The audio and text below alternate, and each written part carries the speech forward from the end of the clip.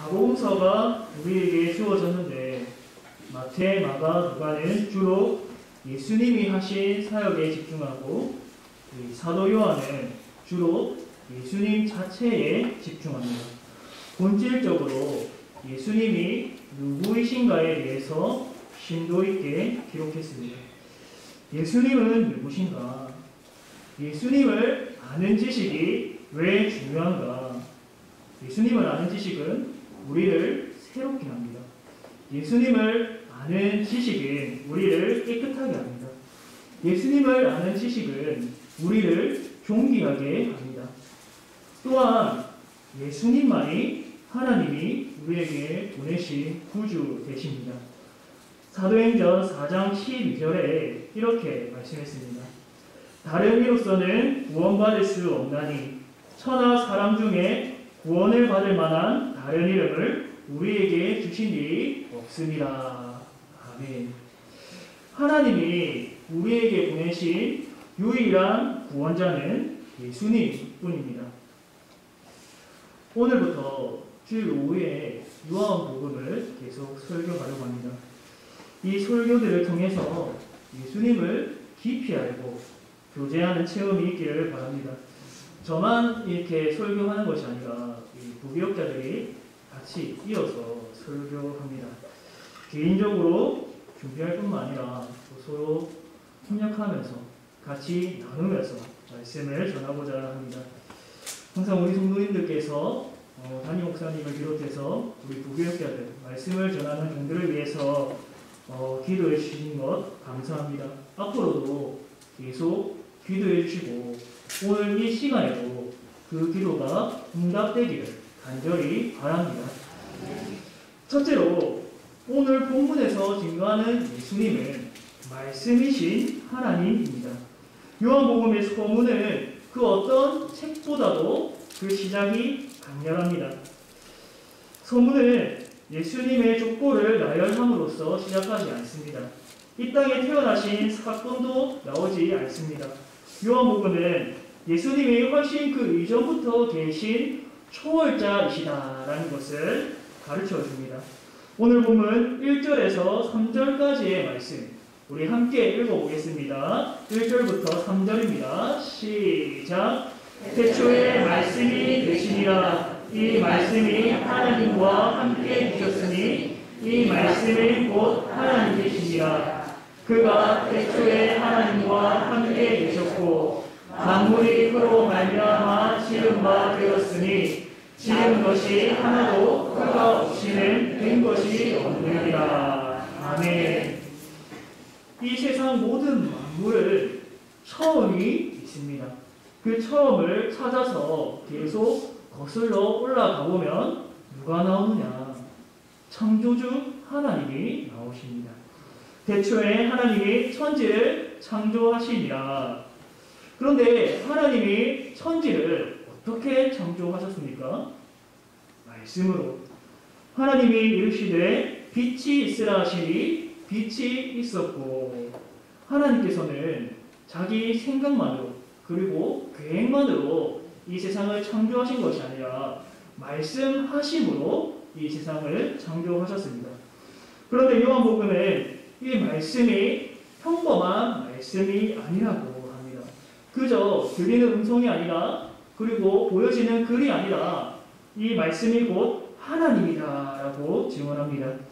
그 말씀이 태초에 하나님과 함께 계셨다고 하고 이 말씀이 곧 하나님 그리고 곧 예수님이다라고 증언합니다. 즉 예수님은 언제부터 있었느냐? 2000년 전에 그때만 계신 것이 아니라 태초에 영원전부터 예수님은 존재하셨습니다. 이 진리를 신학적으로 선재하신 그리스도다라고 부릅니다. 말씀이신 예수님은 영원전부터 계신 하나님이십니다. 우리는 이 말을 들을 때 이미 믿고 있어서 충격이 덜 할 수 있습니다. 그러나 그 당시에 믿지 않던 유대인, 바리새인과 그 서기관에게는 신성모독으로 들렸습니다. 그런데 그렇다면 왜 우리는 예수님을 하나님으로 것으로 인정할 수밖에 없느냐? 예수님을 믿지 못한다고 해도 다른 사람들은 예수님을 믿지 못한다고 해도 왜 우리는 부인할 수 없느냐? 왜냐하면 예수님이 우리를 믿을 수 있는 존재로 만드셨기 때문입니다. 새롭게 우리를 창조하셨기 때문입니다. 3절에 만물이 그로 말미암아 지은 바 되었으니 지은 것이 하나도 그가 없이는 된 것이 없느니라. 만물은 모두 하나님의 말씀을 통하여서 지은 바 되었습니다. 마찬가지로 우리 영혼도 말씀이신 예수님으로 새롭게 되었습니다. 오직 예수님만이 우리를 죄에서 건져주시고 새롭게 하십니다. 하나님께서 말씀으로 세상을 창조하셨던 것처럼 이제는 죄인을 돌이키시고 이 새 생명을 일으키시는 창조의 역사를 예수님을 통해 하십니다. 따라서 이 예수님은 능력의 말씀이십니다. 하나님이 우리에게 보내시는 말씀은 그저 메아리치는 음성이나 글자가 아니라 실제로 우리 영혼에 울리는 살아있는 말씀입니다. 우리를 새롭게 하는 능력의 말씀입니다. 이 말씀의 하나님을 우리는 늘 체험함으로써 새롭게 될 수 있고 회복하게 될 수 있습니다. 두 번째로 예수님은 빛으로 오신 하나님입니다. 본문 4절부터 5절에는 이렇게 말씀합니다. 우리 함께 읽어보겠습니다. 4절부터 5절입니다. 시작. 그 안에 생명이 있었으니 이 생명은 사람들의 빛이라. 빛이 어둠에 비치되 어둠이 깨닫지 못하더라. 아멘. 하나님이 태초에 빛을 비추셨던 것처럼 예수님을 보내심으로 이 땅에 빛을 비추셨습니다. 캄캄한 세상, 죄악이 득실거리는 세상에 빛을 비추셨습니다. 그가 바라는 빛은 우리가 눈으로 보는 그런 그냥 눈으로 보이는 밝은 빛이 아니라 실제로 우리 영혼에 비치는 생명의 빛입니다. 엄밀하게 말하면 영적인 생명의 빛입니다. 하나님을 알지 못하고 죄의 권세에 사로잡혀 살아가는 사람들에게 비추이는 빛입니다. 그러나 이 빛이 어둠에 비쳤는데 깨닫지 못했다. 어둠이 깨닫지 못했다고 합니다. 예수님을 하나님으로 또 하나님의 아들로 알아보지 못했습니다. 예수님은 태어날 때부터 구유에 누이셨습니다. 공생의 기간 동안에는 대제사장들과 서기관, 바리새인들이 예수님을 적극적으로 대적했습니다. 사람들은 이 빛을 깨닫지 못하고 받아들이지 않았습니다. 그럼에도 예수님이 생명의 비침을 증언하는 자가 한 사람 있었습니다. 유대인들에게 큰 영향을 미치는 선지자로 활동했습니다. 선지자 이사야는 이 사람을 향하여서 예언을 하나 했는데 외치는 자의 소리여 이르되 너희는 광야에서 여호와의 길을 예비하라 사막에서 우리 하나님의 대로를 평탄하게 하라 이렇게 예언했습니다. 또 말라기 선지자 구약 맨 마지막에 기록되어 있는 말라기 선지자는 하나님이 엘리야를 백성에게 보내겠다고 예언했습니다. 엘리야와 같이 큰 영향력을 행사하고 백성들의 마음을 하나님에게로 돌이키게 하는 자, 빛을 증언하는 자, 이가 누굽니까? 바로 세례요한이죠. 오늘 본문 6절에서 8절까지에서 세례요한이 언급되고 있습니다. 6절에서 8절 말씀 우리 함께 읽어봅시다. 시작. 하나님께로부터 보내심을 받은 사람이 있으니 그의 이름은 요한이라. 그가 증언하러 왔으니 곧 빛에 대하여 증언하고 모든 사람이 자기로 말미암아 믿게 하려 합니다.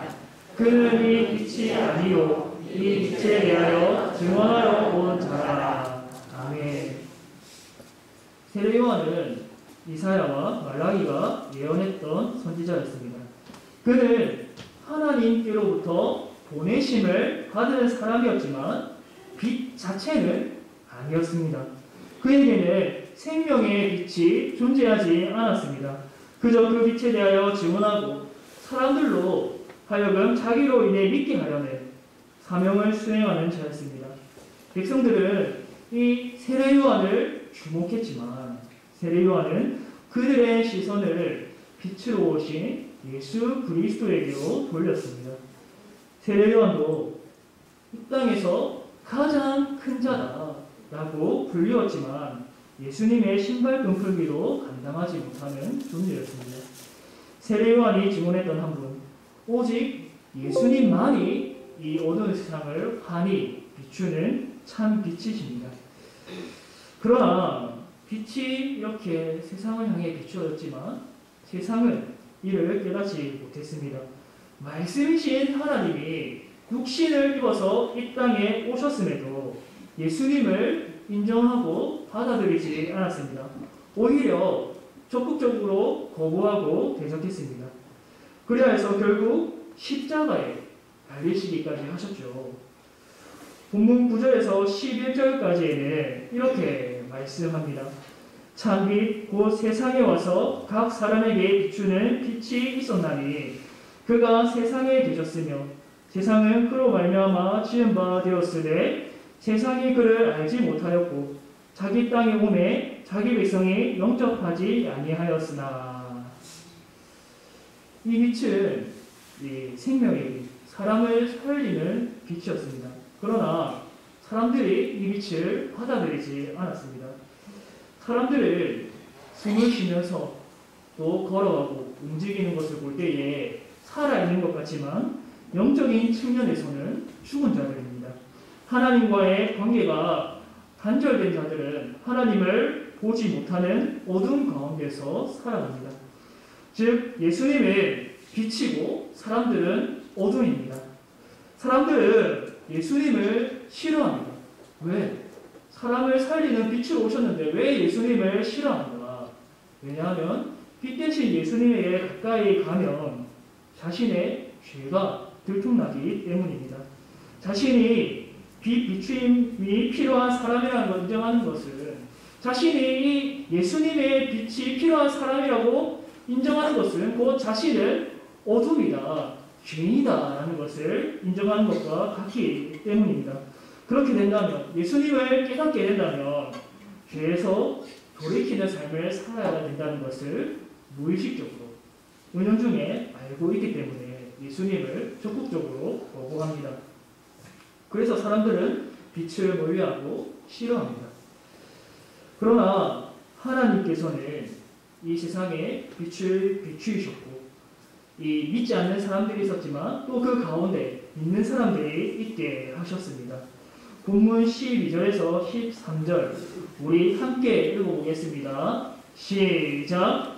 영접하는 자, 곧 그 이름을 믿는 자들에게는 하나님의 자녀가 되는 권세를 주셨으니 이는 혈통으로나 육정으로나 사람의 뜻으로 나지 아니하고 오직 하나님께로부터 난 자들이라. 아멘. 예수님을 영접하는 자, 그 이름을 믿는 자들에게는 하나님의 자녀가 되는 권세를 주셨습니다. 놀라운 권세입니다. 이들은 어떤 권세를 누리게 되느냐? 하나님을 아버지라 부를 수 있게 되고, 아버지는 그 자녀가 하는 기도를 친히 들어주시고 응답해 주십니다. 들풀도 이기시는 창조주 하나님께서 우리의 아버지가 되셔서 우리를 친히 돌보아 주십니다. 머리털 하나도 땅에 떨어지지 않게 하십니다. 예수님을 받아들이는 자는 하나님의 자녀로 다시 태어납니다. 이전에는 영적으로 죽은 자들이었습니다. 예전에 나는 하나님에 대하여 무지했고 하나님에 대하여 감각하지 못했고 이 땅의 재물에 집착하던 나였는데 예수님을 영접한 이후로는 하나님을 아버지라 부르게 되고 하나님의 말씀에 반응하게 되고 하나님의 사랑에 감격하게 되고 이 땅의 것에 집착하지 않고 하늘의 것을 사모하게 됩니다. 잠깐 있다가 썩어져가는 것들을 구하는 데에서 영원하고 참된 것을 구하는 인생으로 변하게 됩니다.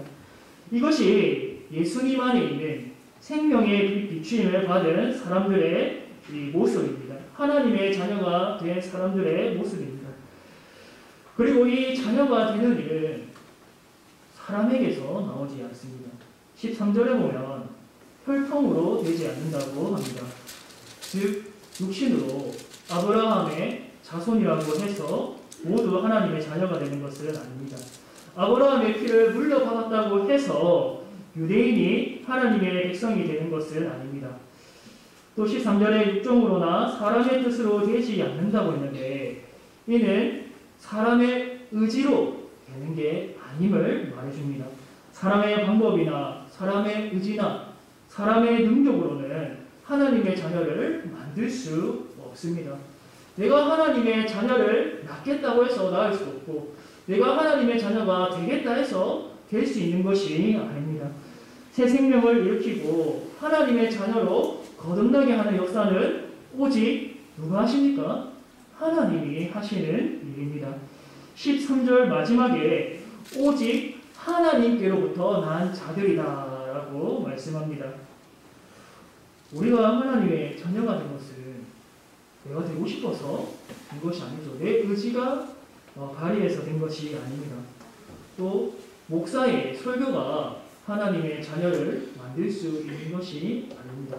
하나님께서는 목사의 설교를 방편으로 삼아서 역사하시는 것이지 목사나 그 설교 자체에 어떤 신비한 능력이 있는 것이 아닙니다. 하나님께서 그것을 방편 삼아서 역사하시는 것이지요. 이는 어떤 사람의 능력으로 나오는 것이 아니라 오직 하나님이 하신 일임을 깨닫게 합니다. 우리는 하나님께로부터 난 자들입니다. 사람에게서 난 자들이 아니라 오직 하나님께로부터 난 자들입니다. 성도 여러분, 여러분이 하나님께로부터 난 자들임을 확실히 믿고 고백하시기를 바랍니다. 사도 바울이 고백했듯이 내가 나된 것은 내가 아니요 하나님의 은혜로 된 것이니 라고 고백할 수 있기를 바랍니다. 우리의 거듭남을 하나님이 하신 일입니다. 하나님이 여러분에게 예수님 안에 있는 생명의 빛을 비추이셨다는 사실을 믿으시기를 바랍니다. 하나님이 죄인이 우리를 사랑하셔서 빛 대신 예수님을 보내오셨다는 이 진리를 묵상하면 시편의 한 구절이 떠오릅니다. 시편 8편 4절에 사람이 무엇이기에 주께서 그를 생각하시며 인자가 무엇이기에 주께서 그를 돌보시나이까.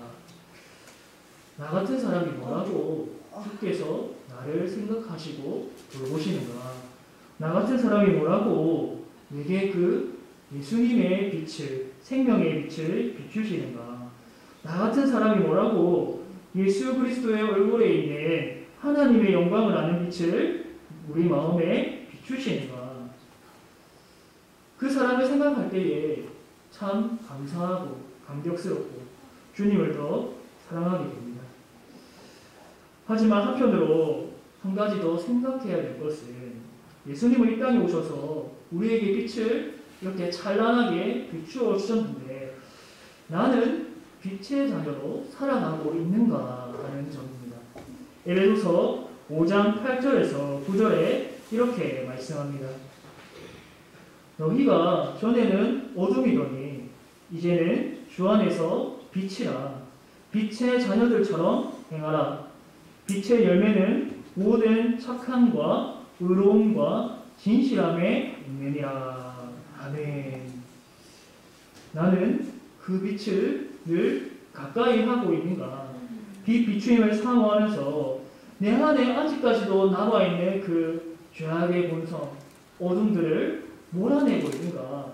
옛 사람의 본성과 대항해서 싸우는 이런 씨름을 계속 이어가고 있는가. 신분만 빛의 자녀이고 삶에서는 그 빛을 잃어버리지 않았는가. 마태복음 5장 14절에서 16절에는 이렇게 말씀합니다. 너희는 세상의 빛이라. 산 위에 있는 동네가 숨겨지지 못할 것이요 사람이 등불을 켜서 말 아래에 두지 아니하고 등경 위에 두나니 이러므로 집안 모든 사람에게 비치느니라. 이같이 너희 빛이 사람 앞에 비치게 하여 그들로 너희 착한 행실을 보고 하늘에 계신 너희 아버지께 영광을 돌리게 하라. 아멘.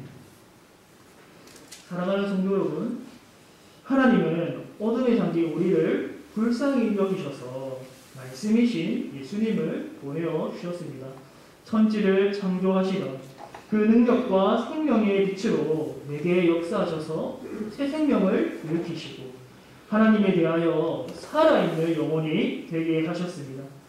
그 빛을 받아들이는 자, 그를 영접하고 그 이름을 믿는 자에게는 하나님의 자녀가 되는 권세를 주셨습니다. 이는 혈통으로나 육정으로나 사람의 뜻으로 나지 아니하고 오직 하나님께로부터 납니다. 오직 하나님이 하시는 일입니다. 그렇습니다.